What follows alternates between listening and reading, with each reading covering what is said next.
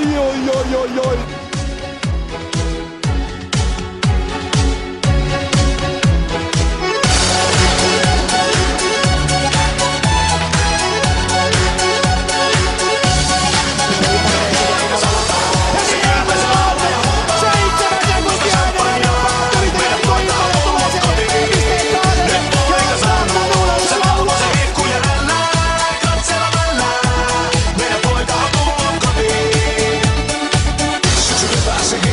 Kylmän viileästi, kädet eivät tällä vielä tänise, Valle veto lähtee ja siellä lepää, peli on finaalissa 1-1.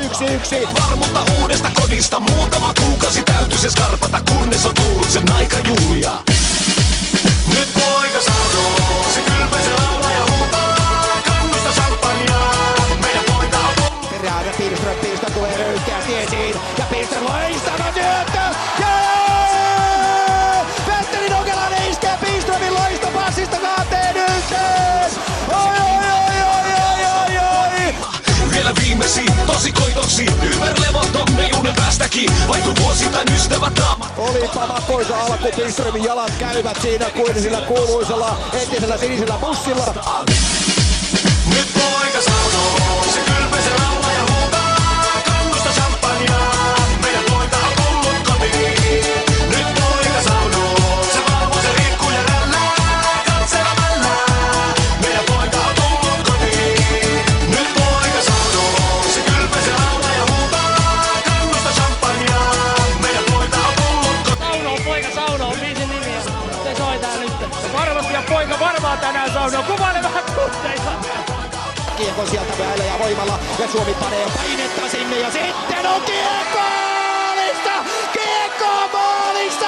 Kiekko maalista! Kolmannen kerran peräkkäin! Keskitäänkin tuolla Pesoselle, Pesonen painaa sinne ja Pesonen lyö loppuviitin! Janne Pesonen iskee Suomelle maailmanmestaruuden! Nyt se on se asia! Janne Pesonen iskee Suomelle maailmanmestaruuden! Nyt toivuu, kaksi ja huipuksi aikaa. Ruotsi on läpi, mikä perjalainen!